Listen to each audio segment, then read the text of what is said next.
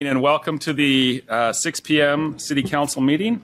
We have all council members present with the exception of Council Member Myers, who's asked to be excused, and Council Member Chaburka is not here physically, but she's with us online.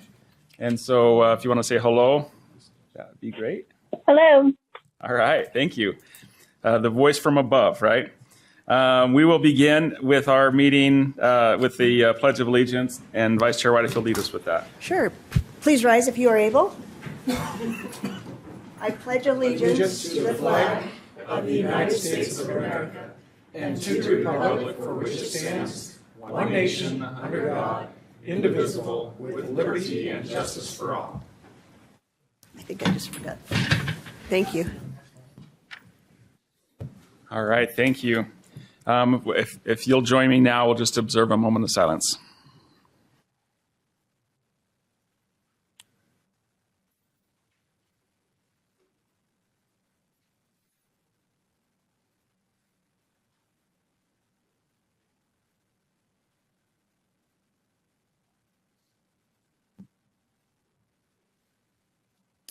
Okay, thank you. All right. We have some acknowledgements from the council. Chair, if you don't mind, I just want to thank the mayor for representing us out in Washington, D.C. At the Milken Institute, that's hard to say. You did a great job, and it was just really fun to sit and listen to you up against this really big city of Raleigh, North Carolina, and then you talking about how great Ogden and the surrounding area is. So thanks. That was awesome. Thanks. All right. And then I actually missed the events of yesterday morning, but I don't know if anybody who was at the Marshall White, or not the Marshall White, that's where it'll be next year, though, at the Union Station for the Martin Luther King Jr. Day. Councilmember Blair, were you there? Yeah, I thought the Marshall White Center and Ed and his team did a great job working with Project Success and putting on a wonderful Martin Luther King Day breakfast and march. They had a great program, which I know Councilmember Myers and Councilmember Chaburka and Mayor Nadolski all had a chance to speak, and I thought they all did a great job and represented us very well. And there was, it looked like every chair was full when I first got there, so it was well attended. And I wimped out. I wasn't dressed for the march, but I was supportive. But yeah, it was really neat experience. So it was a cold day for sure. Okay. Agreed. And I want to just say that I just really applaud the whole team as well, because I was actually at the tattoo convention the day before at the Union Station, and that place was just totally packed with all different kinds of vendors and people there for the last 2 days. And then the team quickly turned it over for that breakfast. So I applaud them for that too. Thanks for all their work. Thank you for that, Councilmember Chaburka and Councilmember Blair.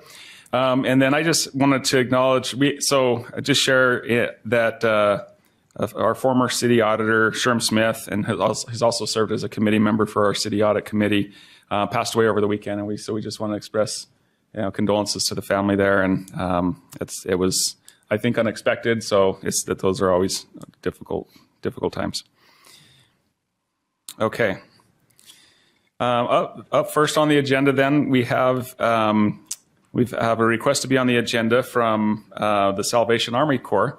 So we'd like to invite Board Chair Tim Kendall. I know Kendall. I don't know why I threw an M in there. And Major Mark King of the Salvation Army to come up. Thank you. Thank you, Councilman. And Mayor, we're grateful to be here. We appreciate your time, and we think we have an important message to share with you. I'm currently serving as the chairman of the board for the advisory council for the local Ogden Corps, and I wanted to come tonight and introduce Major King. Major King was transferred here from Colorado in July of last year, so he's new to our area, and I wanted him to come and to give kind of a report to you on the good things that the Salvation Army is doing for the citizens of Ogden. So this is Major King. Thank you, Tim, and thank you for allowing us to be on the agenda this evening. You will have received a flyer, which is our 2024 year to glance. And if anybody in the audience would like a copy, there's one at the table to sign in, where we sign in at. And these are just some of the things that we're doing in our local community. And I wish my wife could be here with me this evening because I'm blanking on our service area, but I can tell you it's Ogden and our surrounding service area. And so we have a food bank, which is located just off of Grant between 25th and 26th. And you can see there, I don't want to read them to you, but the number of cases that we've helped. We offer food. We offer household goods. We have a hygiene center where we give away hygiene items as they're needed, diapers, and we have seasonal items. We also have a small clothing closet, which we're hoping to expand. And so as folks come in and need items, whether it's cold weather for work, we certainly want to assist them in that way. We just recently finished, just a couple days ago, a week ago, our Christmas Red Kettle fundraiser, which is the largest fundraiser we do in any community which the Salvation Army serves. And I am very excited to announce that we raised just over $86,500. Our goal was 38, and that was set before we got here.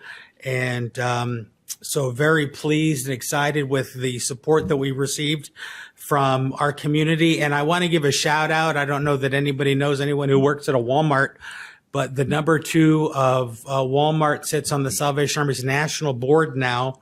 And it all got filtered down that every Walmart and every community was going to support the Salvation Army with their big ring, which was going to be the weekend of the 6th, 7th, and 8th in December. All of our Walmart said, that's not good enough. We're going to volunteer for you every Saturday, Friday, Saturday, and Sunday. And so we're glad and for the support of Walmart.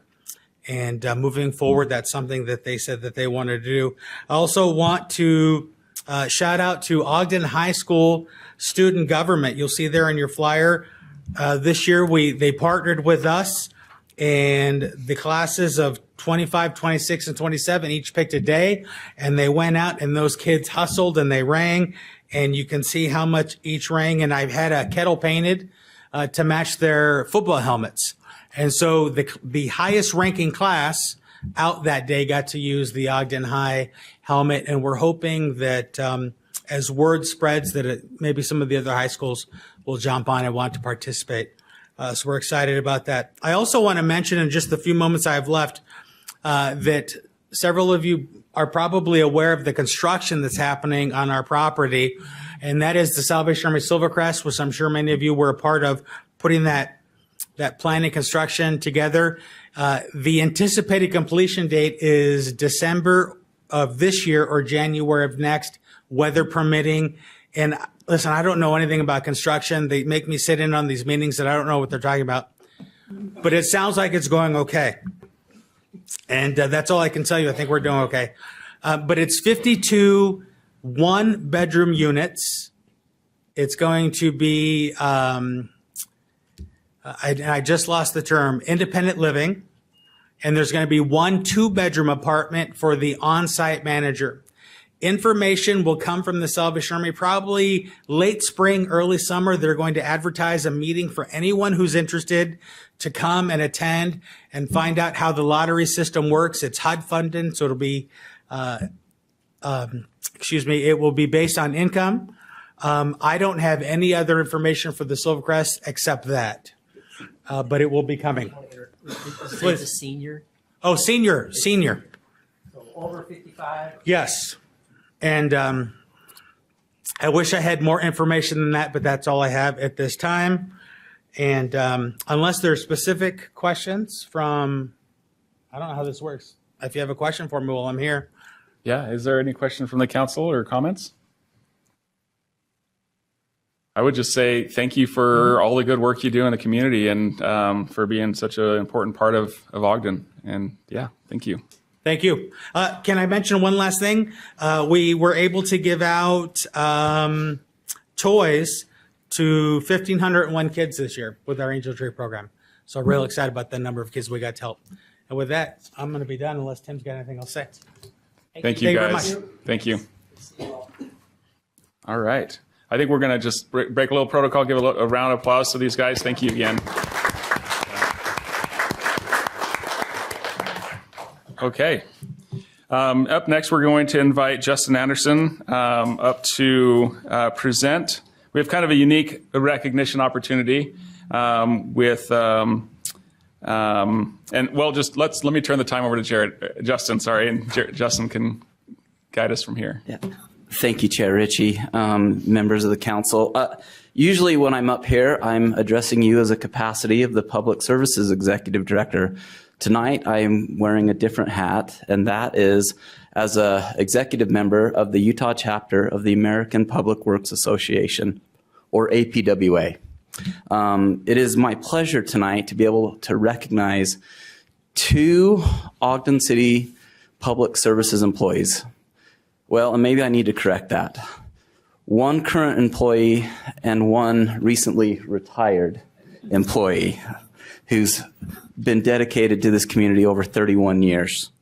It is a great honor to be able to recognize these 2 individuals. And with me tonight is Heather Wadman, and typically she's known as our sanitary sewer principal engineer for the city, but she also serves on the board as president-elect of the Utah chapter. And so with that, I'd like to turn some time over to Heather. Thank you, Justin. Yes, so Justin mentioned I'm Heather. I work in the engineering division, but I'm also the president-elect of the APWA Utah chapter. So APWA is American Public Works Association. We are the leading organization dedicated to advancing public works services across America. With membership of over 32,000, we promote services to public works for education, trainings, and also networking opportunities for individuals across public works in the nation. The Utah chapter of APWA specifically focuses on dedication or development and maintenance of safe and effective public works services for the communities that we serve here in Utah. We do this by promoting leadership, professional advancement, and continuous improvement throughout the field. We offer a forum for knowledge exchange, foster collaboration amongst public works professionals, and work to strengthen the professional image of our industry. In fact, Ogden City utilizes the APWA specifications produced by the Utah chapter of American Public Works Association, and this helps us ensure that our infrastructure projects align with best practices and contributes to the continued growth and success of our community. So today's awards celebrate the commitment and excellence of public works professionals here in Ogden. We are proud to be part of an organization that takes such a vital role in advancing public works in the communities here in Utah. It's now my honor to award the Solid Waste Professional of the Year award to Gina Ariano. Come on up, Gina. This is for Gina's exceptional leadership and dedication to keeping Ogden City clean and sustainable.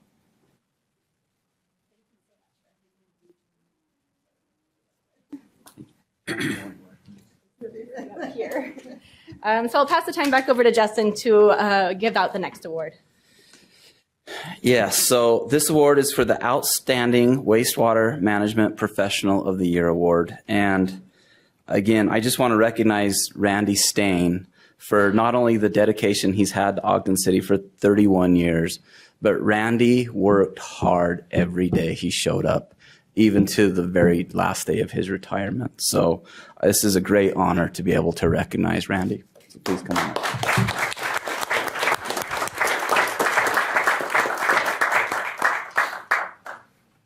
Thank you, guys. Randy, thank you. Thank you. Appreciate it for all you do. Why don't you just sit right there? And with that, Chair Ritchie, I'd like to turn the time back over to the council. Thank you. All right. Appreciate that. So with that, we'll now turn the time over to Councilmember Blair to read the council recognition for Randy. And then we'll move to, well, let's do that. And then we can grab some pictures and all that. And then we'll turn the time over to Councilmember Heyer. Great. Thank you. Yeah, it's an honor for me to be able to read this. I'm constantly amazed, or always amazed, at how wonderful the staff here at Ogden City is. And so it's wonderful when we have the opportunity to recognize people for doing exceptional work. The resolution reads, the Ogden City Council and Mayor proudly recognize Randy Stain. Our very own Randy Stain was recognized as a 2024 Wastewater Professional of the Year by the Utah chapter of the American Public Works Association, APWA. We all know that. This award reflects not only Randy's exceptional expertise and commitment, but also his enduring impact on Ogden City, the wastewater industry, and the community he has proudly served for over 3 decades. Randy's career with Ogden City Wastewater Management spans more than 31 years. He began his career as a member of the storm crew before transitioning to his current role as maintenance crew leader over the sanitary sewer system, a position he has held for the past decade. His hands-on leadership style, combined with a strong work ethic instilled by his father, has driven his success and earned him the respect and admiration of his colleagues and team members alike.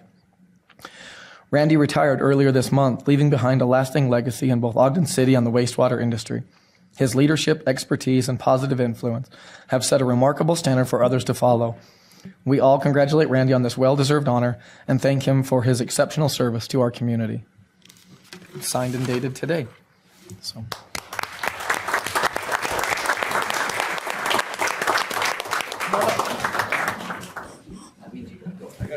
You gotta go up here. Yeah. With photo one over here. Yeah, over here with some handshakes.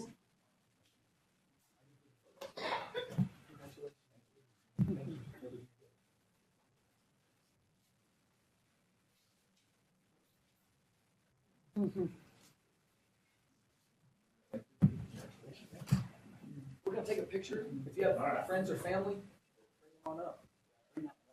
Everybody. We see him back there. Get up here. Yeah, come on up.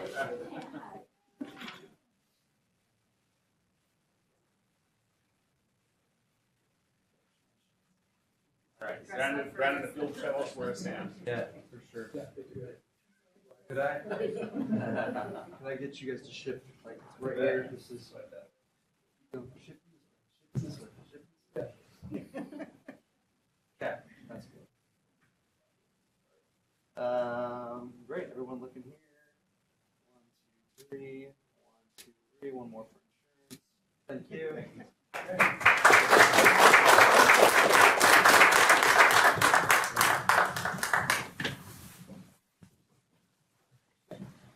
All right, Councilmember Heyer.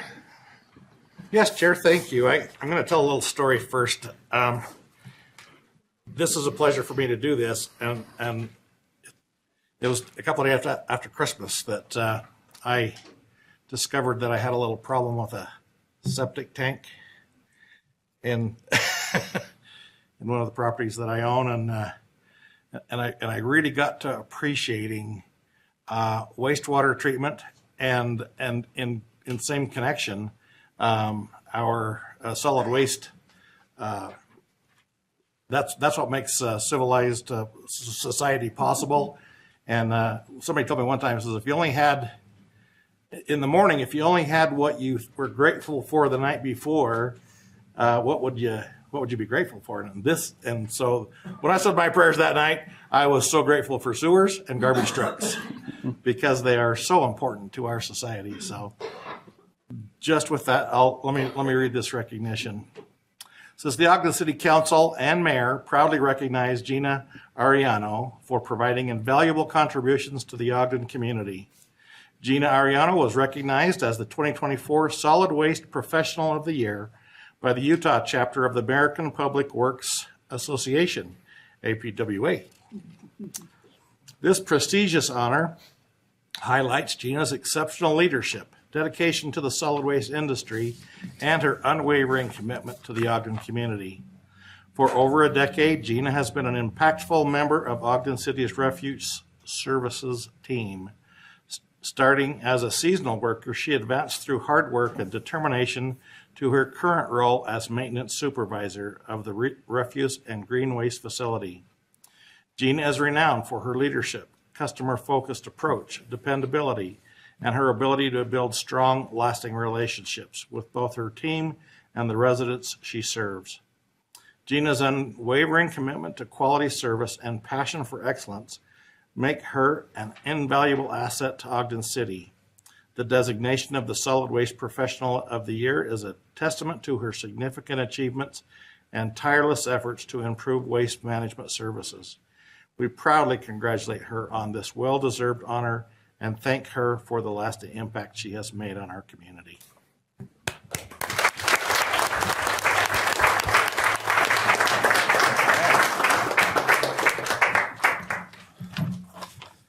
Got it. I'll come this way. But you still have to come up here.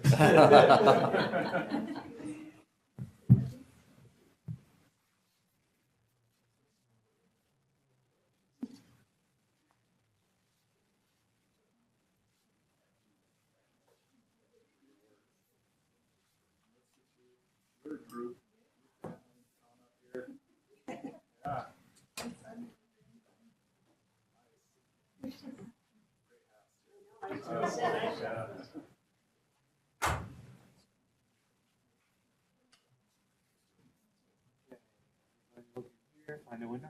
Again, proud of you. 1, 2, 3. 1, 2, 3. And insurance. Thank you so much.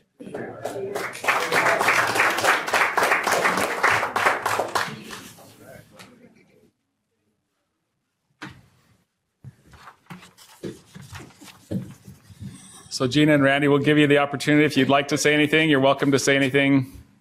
And if not, that's totally fine too. All right. I think that went the way I thought it was going to go. Mayor. Yeah, that's about how I would have expected it to go too.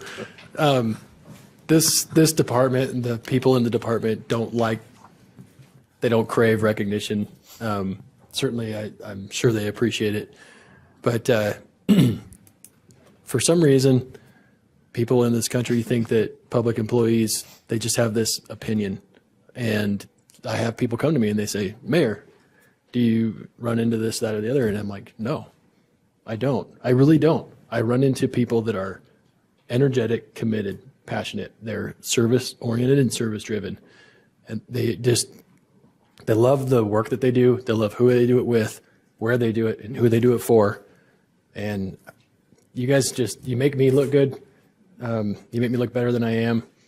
And getting to Councilmember Heyer's comments about what he was thankful for in his prayers, we are so blessed to be able to take systems like these for granted. They're systems we don't think about on a day-to-day basis. Honestly, I didn't think about it enough until I became the mayor and sat on the sewer board and, hear from Justin and others on issues that arise and so on. But these guys work on critical systems that we cannot have the kind of lives that we live without. And we are so fortunate to take them and take their work for granted because they do it so well. It happens seamlessly and flawlessly. And when we have the need, they're just reliable. So congratulations on the recognitions. Well earned, well deserved. You guys are the invisible soldiers that our city has to honor. So I'm glad that we had an opportunity to do that, even though it's made both of you extremely uncomfortable. Thanks. Thanks, Mayor. Maybe let's do one more round of applause for these guys.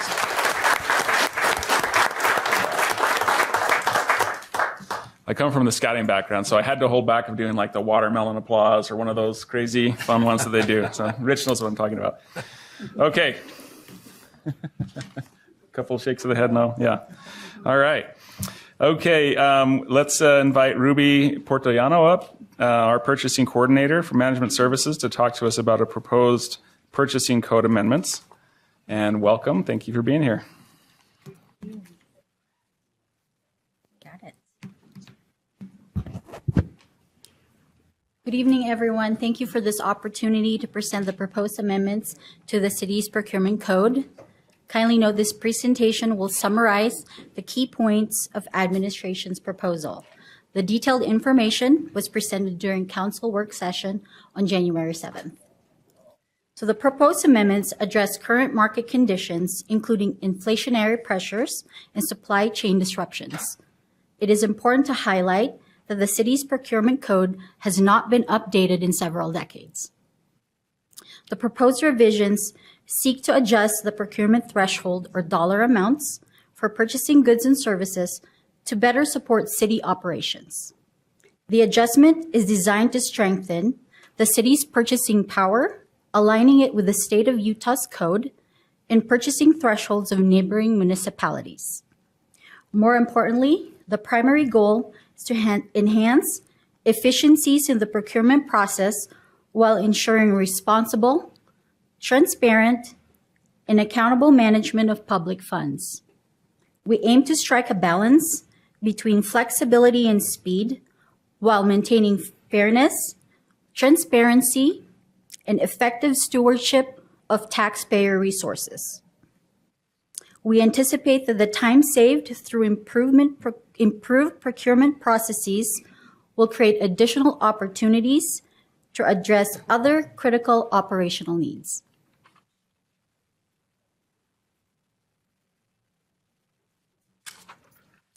So as we shared on January 7th, the Ad Hoc Policy Committee conducted a thorough review of the Municipal Code, purchasing administrative policies and procedures to ensure they align with current market conditions. Also, we reviewed relevant provisions of the Utah State Code.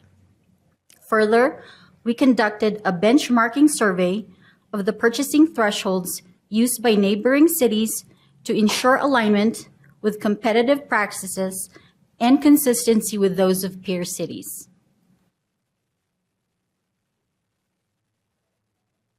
Here is the comparison chart based on data from surveyed cities.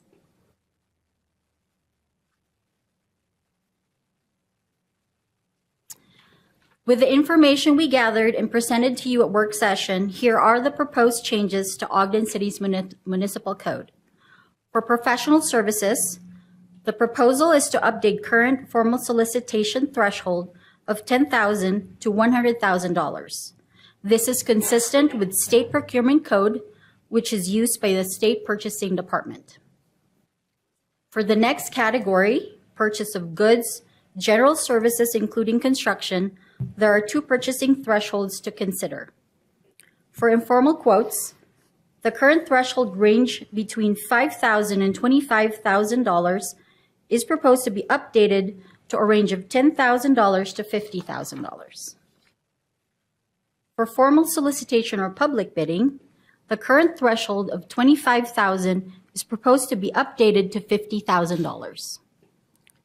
Moving on to the next category, for building improvements, the current threshold of $25,000 is proposed to be updated to $64,000 for public bidding. This is in accordance with state code and the Consumer Price Index, or CPI. For public works projects, including road construction, the current threshold of $25,000 is proposed to be updated to $201,000 for public bidding in accordance with state code and CPI as well. Continuing on, related to bonding requirement for construction contracts, the current threshold of $25,000 is proposed to be updated to $50,000. Last but not the least, the proposed amendment will require that written quotes and company letterhead to be provided for purchases over $10,000 and more for the offer to be legally binding. So in summary, as initially highlighted, the primary objective of the proposed amendments is to enhance efficiencies while maintaining a responsible governmental procurement process. We want to continue to be good stewards of public funds and uphold the public's trust. We are not removing safeguards. Rather, the proposed changes aim to align procurement thresholds with current market conditions and benchmark levels. More importantly, we seek to strike a balance between flexibility and speed, while maintaining fairness, transparency, and sound stewardship of taxpayer resources. In conclusion, the committee believes that approving these proposed changes will positively impact our policies and procedures, leading to improvements in the city's overall procurement and contracting process. Thank you for your time and attention. All right. Thank you, Ruby. Any questions from the council or discussion? I just have a comment. You know, oftentimes, it's just, I don't know, it's just my brain, and I really appreciate how you went through the process to get here. at first glance, if you just looked at it and said 10,000 to 100,000, it's like, oh my gosh. But to know that you had a committee, there's reasons, and I really appreciated you laying that out. So thank you, for my brain. Thanks. Thank you. Yeah, and I would just echo that same thought. Very well, the process and the dialogue on the council was very helpful in that. Thank you. Okay, if there's no other discussion or comments, we can entertain a motion on this item. Chair, regarding purchasing code amendments proposed in ordinance 2025-2 to amend Ogden's municipal code, I move for approval. Second. All right, we have a motion by Councilmember Graff and a second by Councilmember Blair, and this is a roll call vote. Councilmember Blair. Aye. Councilmember Chaburka. Aye. Councilmember Graff. Aye. Councilmember Heyer. Aye. Vice Chair White. Aye. Chair Ritchie. Aye, and that passes. Okay. And up next, we have in our unfinished business, the Weber Housing Authority Communication Plan. Last week, right? It's been a week. Last week we continued the item, and so Janine will present our communication plans. Kind of what are the next steps, or what do we expect going forward on this? Yeah, thank you, Chair Ritchie. So last week, as you mentioned, the council voted to extend the action on, and the extend, I'm not sure there's equivalent in Robert's Rules of Order. It's something that as council staff we came up with to allow the council some time to get to action, but when there's some sort of unknown elements, if it's it's difficult to identify a date certain, there's work that needs to be done. We're not sure how long it's going to take. That's why items are sometimes extended. So it was extended last week. We're here tonight. And talking with the administrative staff, they feel like they probably need about 30 days to do some work to see if they can identify any other areas where the project could go. There's some grant issues that they need to work through, financial issues with Weber Housing Authority. They want to involve some other key stakeholders, and that just is going to take a little bit of time. So the recommendation would be to bring this back on February 18th, and this will be a request to be on the agenda, so it'll actually be listed on the agenda at the top of the agenda. So for those interested parties, you can learn at the beginning of the meeting what's going to happen. You won't have to stay through any of the other items on the agenda. And the mayor and or his administrative staff will then give a report on what they've been able to accomplish in that 30 days. And that at that point, we can then decide better what date you can either, whether there's another date that we need to extend to give them more time, or whether or not we can set a time, a date for final consideration. So that's the proposal right now is to have an agenda item on February 18th for a report from the administration. Okay. Thank you, Janine. Any discussion from the council or comments or questions? Okay, I appreciate that. I know that it is an important issue, and there are significant timelines that we're trying to accommodate with that. So we look forward to the 18th where we can have more of that information. So, okay. We are at the public comments portion of our meeting now. So this is an opportunity to address the council on any issue or question or concern. Please step to the podium and state your name and for the record, and limit your comments to 3 minutes, and we'll take in the questions and hopefully have some answers at the end of that comment period. So, and if you're online, we'll monitor that. I think counts.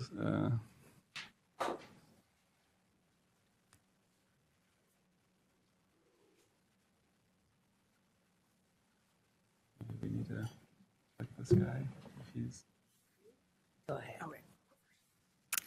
All right. Good evening, council members. My name is Andrea Baltazar. Can you hold on one second, Sure. Andrea? We're just kind of dealing with some technical issues here. Just want to make Give sure me we. extra time. Okay. Are we set with the timer as well? Okay. All right. Perfect. We'll restart the time here for you. All right. Okay. Andrea Baltazar. Thank you. I hope you all had a great holiday break and start to the year. I want to begin by thanking Justin and BJ for taking the time to meet with us and explore potential solutions to our concerns on 20th Street. I truly appreciate their willingness to hear us out and work together. I also want to thank all of you, especially Councilmember Myers, who came out before construction ended to see our neighborhood firsthand. Your visit showed us that you value direct engagement with residents and understand that what may seem like a small issue can have a big impact on the people who live there. I support safer streets to promote progress and protect all citizens in Ogden, but it's crucial that we maintain clear, proactive communication with those affected so that we can avoid misunderstandings and reach better outcomes. Your ongoing attention is a great first step towards improvement. We're grateful that most of our street parking has been restored. Thank you again for your time and efforts. Thank you, Andrea. Andrea? My name is Marie Hogue, and I'm here about the red gutters. And they're going to go away. I just cannot tell you how nice it has been to work with you on this. The last time I was here, I said I couldn't get from one department to another. And Justin came up and said, let's have a meeting. My first object, I was going to throw my arms around his neck and kiss him right on the forehead. But I know he didn't want that. Yeah. But we are so appreciative. You listen to what we said. This is the way government works.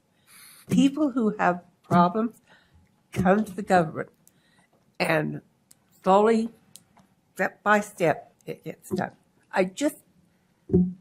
Every time I see that gutter, I see Christmas, because it may be gone by Valentine's. As soon as it warms up, it won't be today. But thank you. You all listen. Thank Justin and BJ. They made it happen.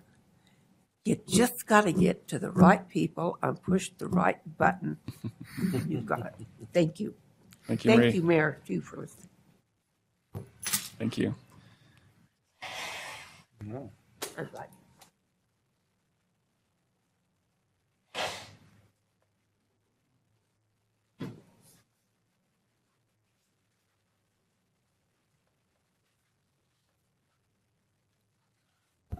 Mr. Chair, members of the council, Your Honor. My name is Robert Hunter. I live in Ogden City. I want to thank you for setting a timeline on this, and hopefully you'll accelerate it as much as you possibly can on the Aspen project. I just want to remind you, and these figures have been gone over and will be gone over again with the staff, but we have $2.6 million at stake that we've already invested.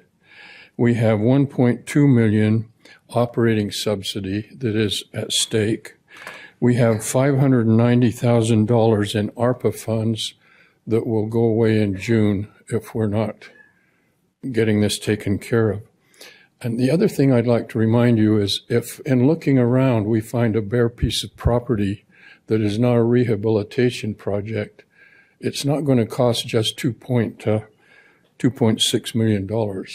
The Children's Justice Center was just completed for $7 million, which is a comparable structure. And so all of these numbers are really, really important to consider as we move ahead with this project. So thank you again for your time, for your consideration, and for your help in making things work. Thank you, Bob. We have two hands online. Let's go ahead and go to those. First up, we have Heath Sato.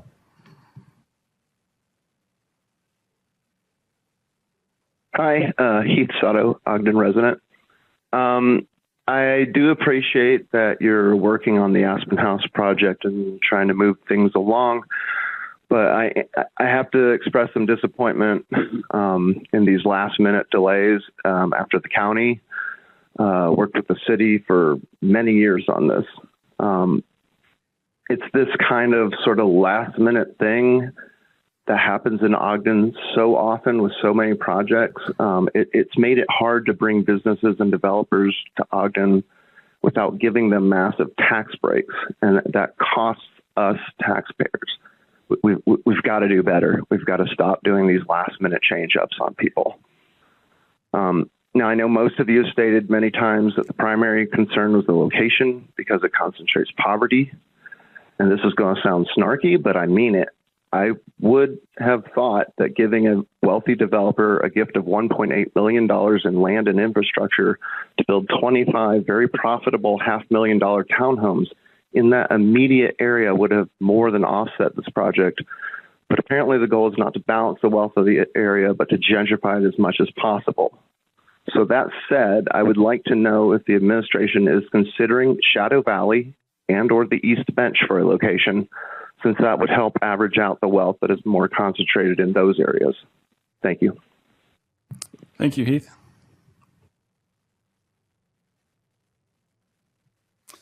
Up next, looks like Curtis. Go ahead.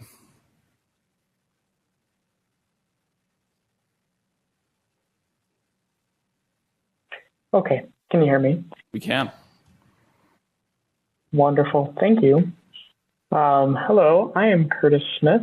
I'm a student at USU looking into a set of challenges that our community faces. While I unfortunately do not reside in Ogden, some of my group members do, and I was just chosen as the spokesperson.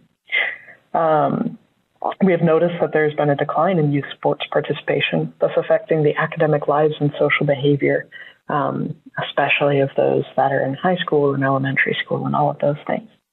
I'm here today to simply ask what community resources, if any, are present to combat this challenge, and what can be done, and more specifically, what we can do to contribute to this solution. And so it's just any insights to that idea would be appreciated. That's all. Thank you, Curtis. Welcome. Linda Sanchez. I just wanted to give you guys a shout out for doing the town hall. I know sometimes you guys get the crappy end of the deal a lot of times. And I just want to say sometimes I'm behind that, and I don't mean anything by it. And I just want to tell you how much I do appreciate you both and everything that everybody does for us. Just a reminder, though, I just have to advocate for myself and for others, but I do want to let you know that I do appreciate everything you guys do, and you probably didn't deserve the kind of word beat up that you might have experienced. But just know that there's some people that are very frustrated and they don't know how to express themselves except for maybe that way. So just know that we do appreciate you, even though sometimes we word slap you. Thank you. Thank you, Linda.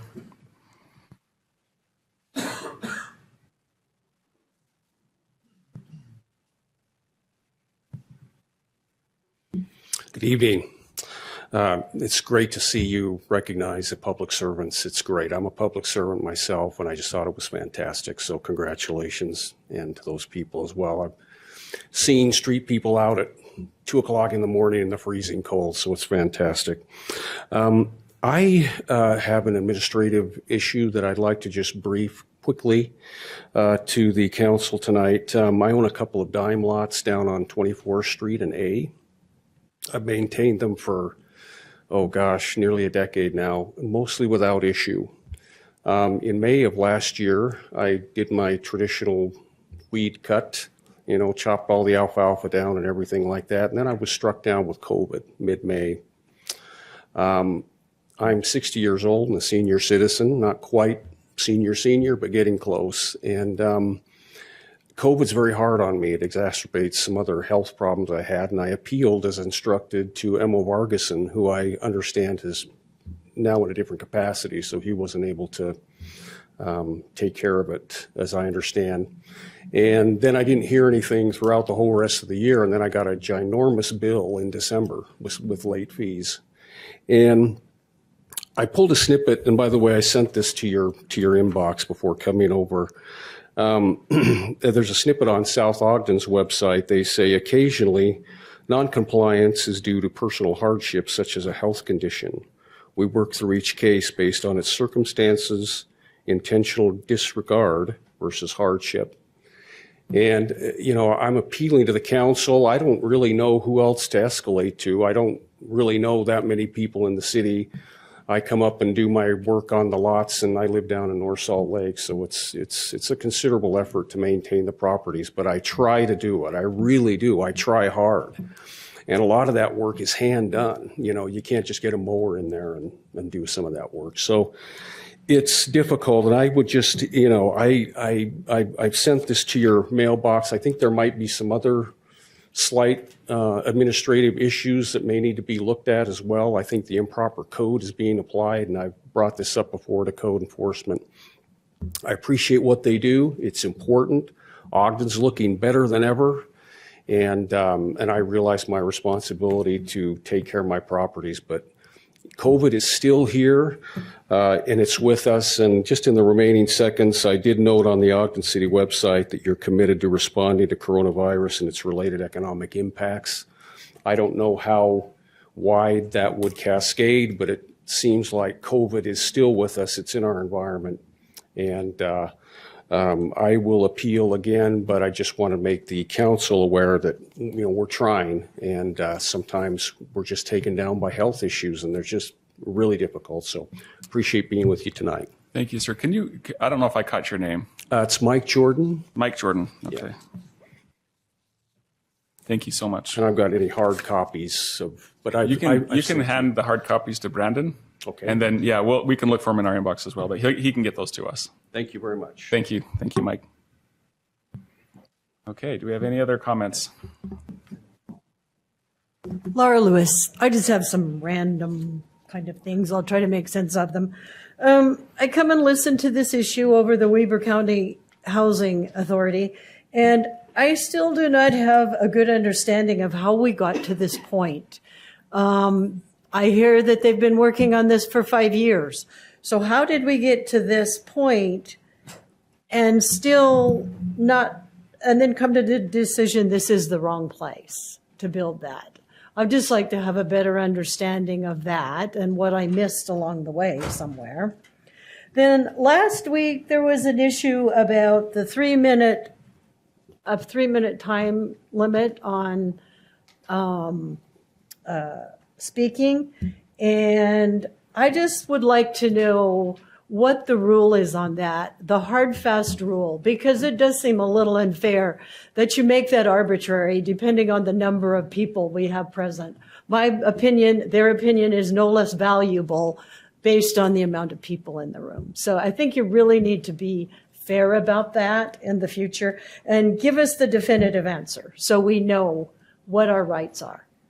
The other thing that came up, all the fires down in Southern California brought something to my mind that happened to me.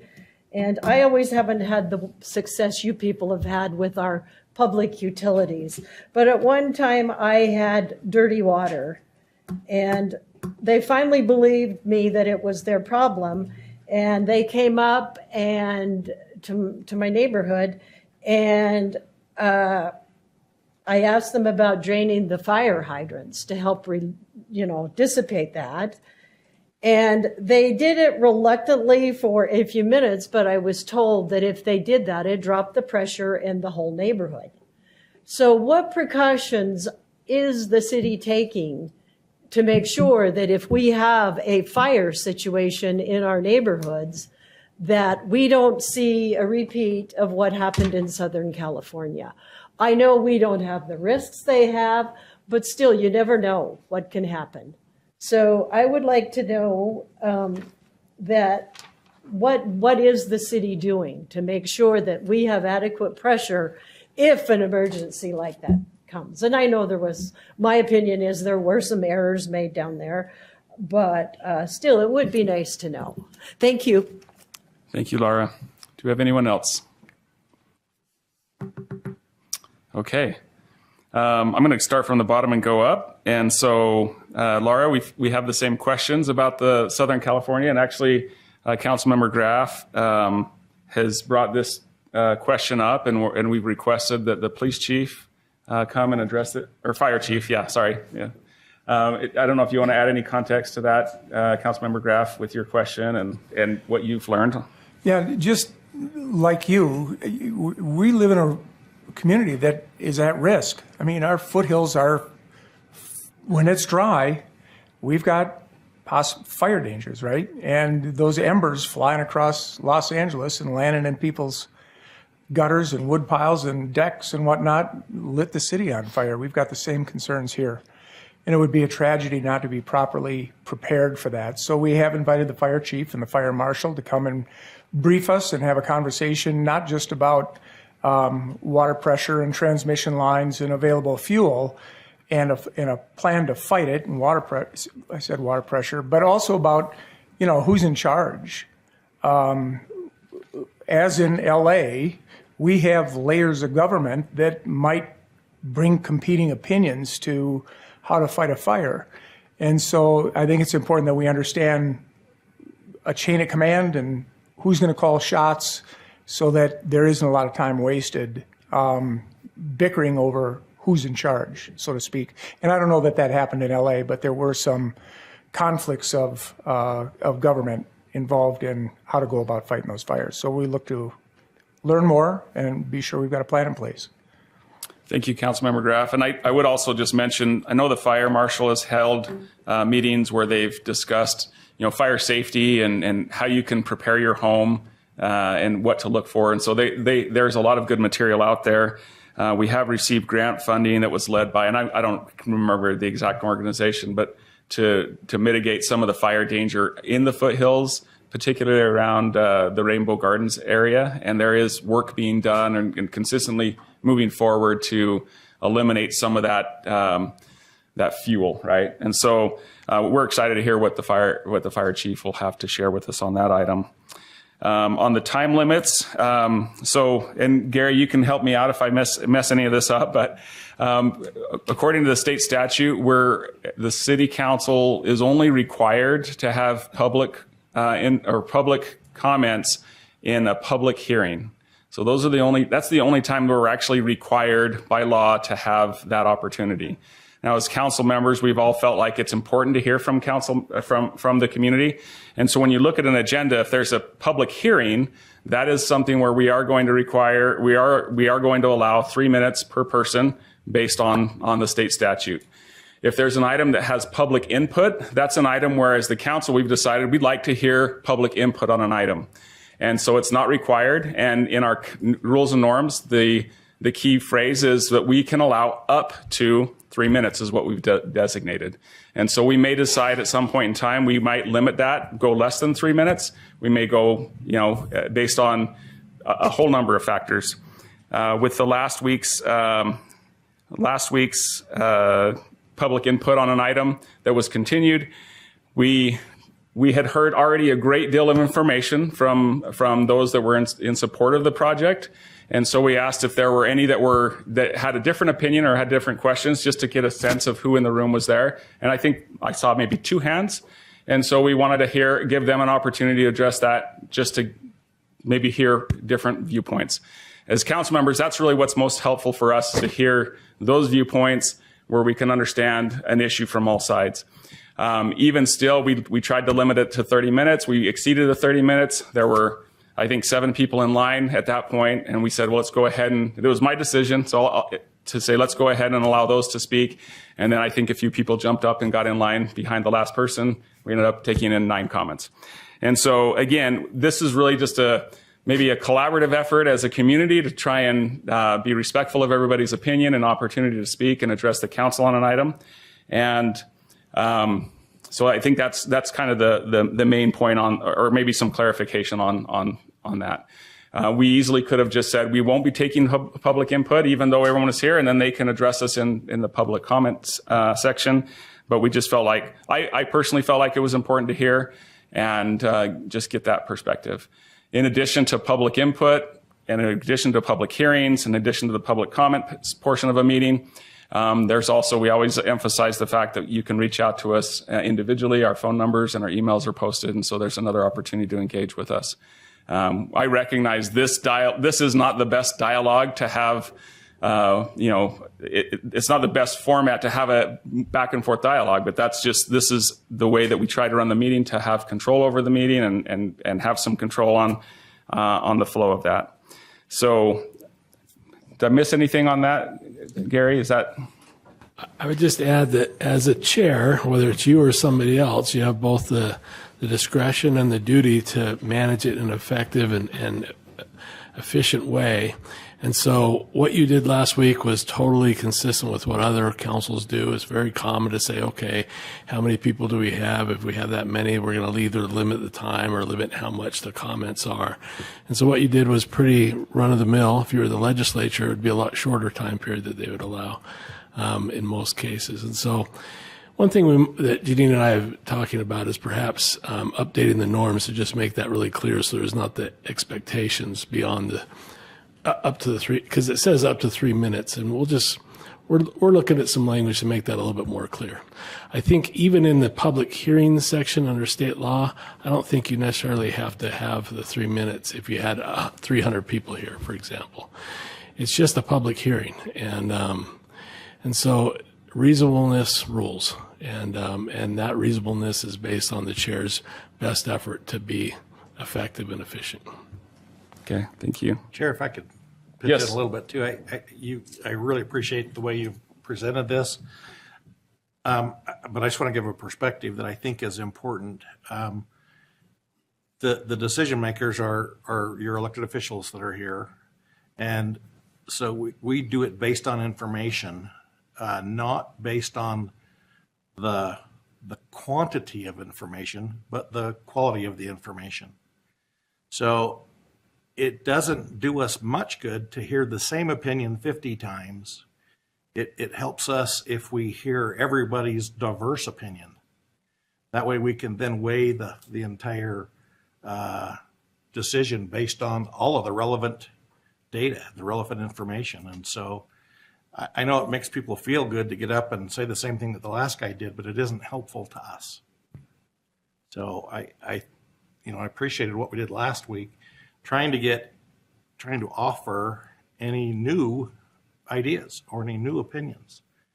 And I think we got those, but a lot of reruns too. And they aren't helpful to get a lot of the same thing over and over and over again. Okay. Any other comments or clarity on that? Hopefully that, and we can talk more after if there's any additional. As far as the Weber Housing Authority project, how did we get here? I think if my timeline is correct, the council was notified in November of last year that this project was coming and it was going to happen.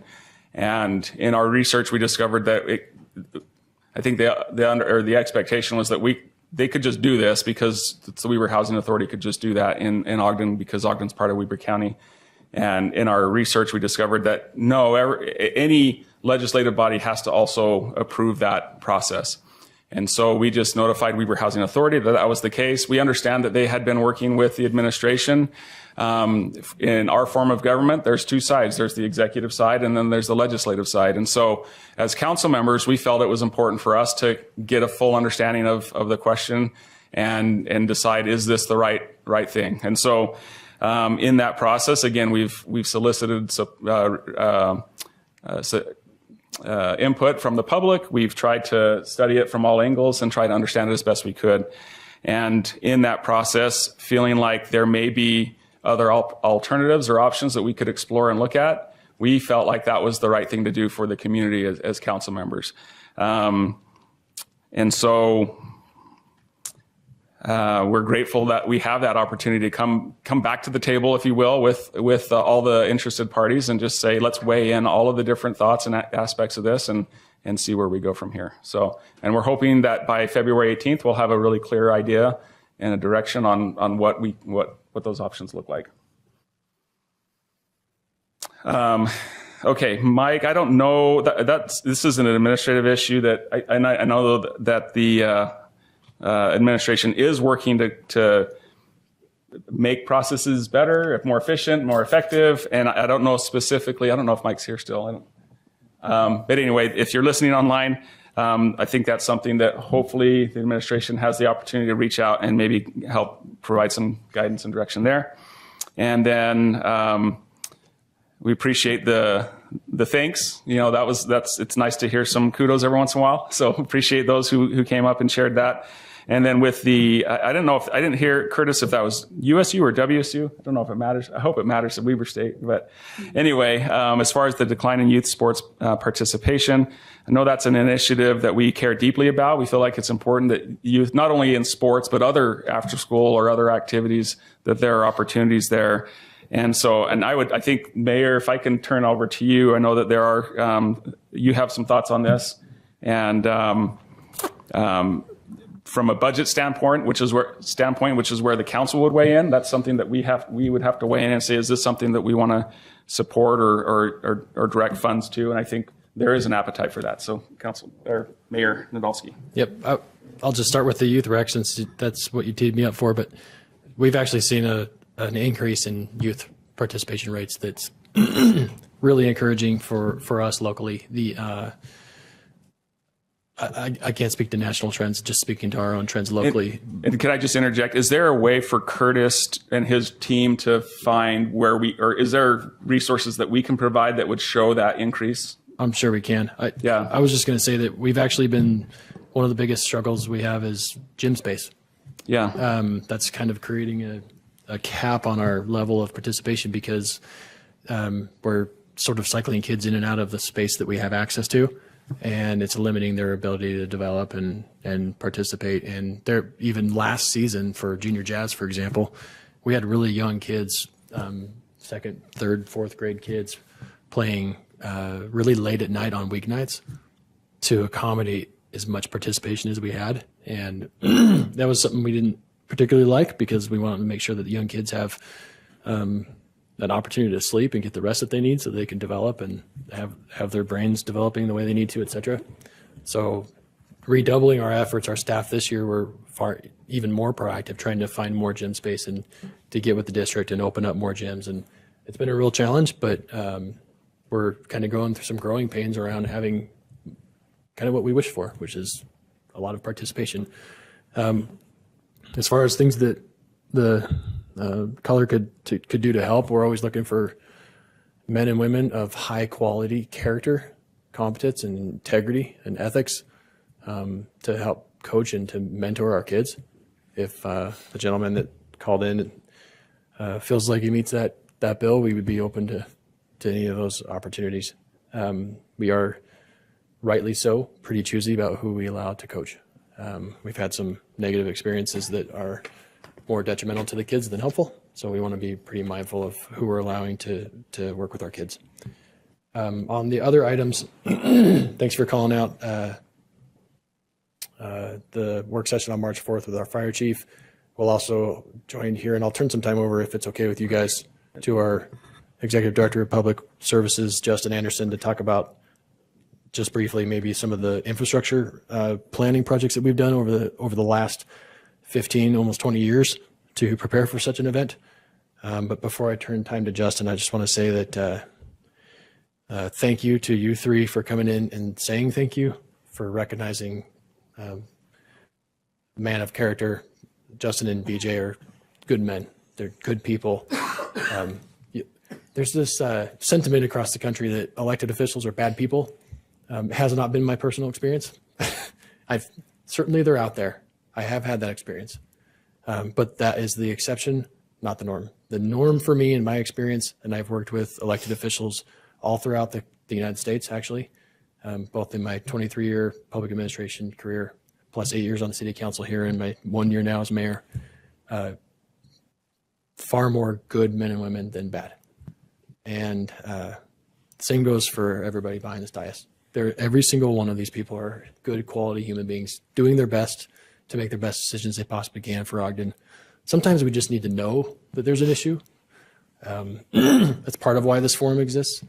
But when we do know and we're able to do something about it, we've got men and women of high character and integrity that show up and they answer. So it's really helpful to hear you guys reflect that back for them, because that's not the case with most people.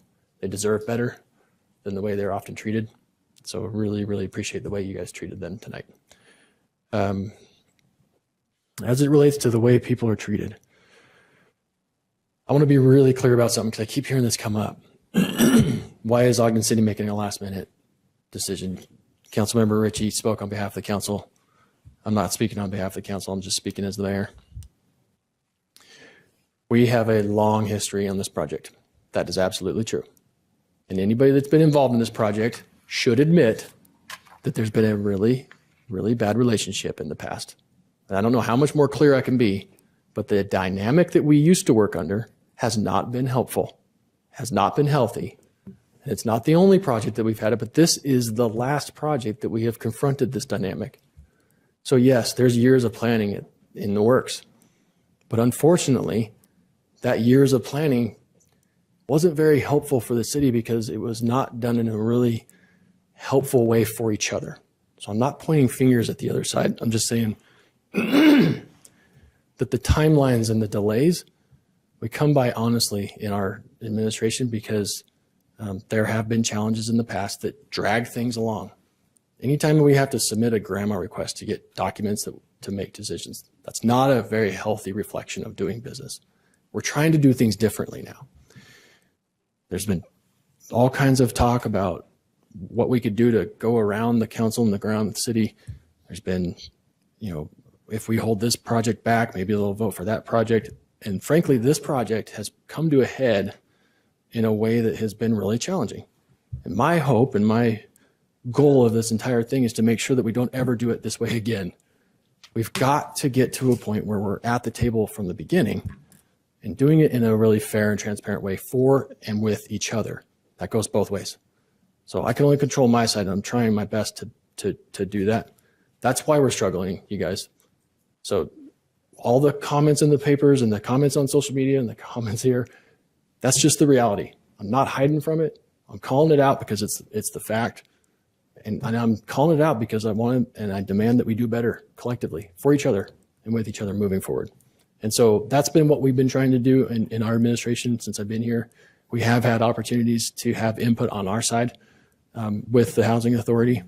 And frankly, I didn't know about the statute until the council made me aware. But most people don't recognize the difference between us. They think that we're the same. We're not. It's no different than the governor and the legislature. The governor doesn't tell the legislature what to do. The governor has a voice, makes recommendations, lobbies them for this outcome or that. It's the same here. We are all independently and duly elected to serve a role. And if we don't respect one another's role, we get really cranky with each other. And we're not a place that's going to work like that. So I've got to respect their independence and their authority and their decision on this. I'm providing as much input and support along the way as I can. But frankly, they brought up some things that we didn't ask the housing authority when we were doing it on our side. And I find that really helpful. They've done a really good job of asking critical questions. And so things have come up where I'm like, oh man, I didn't think about that. I didn't know that. Right? So we're going to get answers for all that. And it is taking us some time. But if you think about it from the context of when we actually started, November, I don't know when in November, it's actually been really truncated for a project of this type. But it's just a reflection of what we've been like in the past and what we're trying to be like moving forward. And I'm really sorry that it's been this hard for this project. I promise you that it hasn't been the only project that's been hard. But this has been the most vocal and the most visible, the most pressure-packed, etc. That is what it is. We are working our way through it. We are growing through this. It's growing pains. I get it. But to say that we are doing this last-minute thing, it is what it is. We're doing our best. And I actually really commend the council for the integrity and the level of class at which you've brought to the discussion. It's a reflection of the kind of people we have. So as we look for new locations, we are working on the exact criteria that Andy Beals provided to us in the work session with you guys. And I'll just say that that includes everywhere in the county, including the East Bench. And I'll just call out that I live next to 3000 Polk, which is one of the largest subsidized housing projects in the city. It's just down the street and in between me and Marcia, Councilmember White. It's also an area that has one of the highest. Yeah, thanks. That is my name. It's also one of the areas that has a really high call volume, calls for service. I know that there's a reason I know that address by heart. It gets a lot of calls for service. And so it has an impact on our street and neighborhood. And that's the kind of thing that we're just trying to be mindful of as we make a decision on this particular project. So that's, oh, and for Mr. Jordan, that is the first that Mara or I had heard about that one. Lisa Stout was able to follow Mr. Jordan out and get the details. We'll follow up. Don't worry about it. Thanks, We got Lisa. it. Justin, is there anything you want to add for Laura Lewis on the infrastructure, or do you want to hold it for the work session on the 4th? I think we would hold it for the work session. Hold it for the 4th? Yeah. Yeah. Okay. Thank you. Thanks. Any council member comments? We give some space for Councilmember Chaburka if you want to add something. I know sometimes it's hard to jump in on a meeting when you're there. Yeah. Thank you so much. Yeah, I appreciate it. And I appreciate having the online availability so I don't give you all my germs. And I really appreciated being able to watch back the meetings from last week too. So thanks for making sure that happens. Thank you. All right. Any other council member comments? Vice Chair White looks like she might be. No, I was about ready. Or a motion to adjourn. I do want to quickly say I'm glad that we're working through issues on 20th Street. I've been up and down that street several times, and it looks like it is getting worked through. So thanks for coming, and thanks for the comments.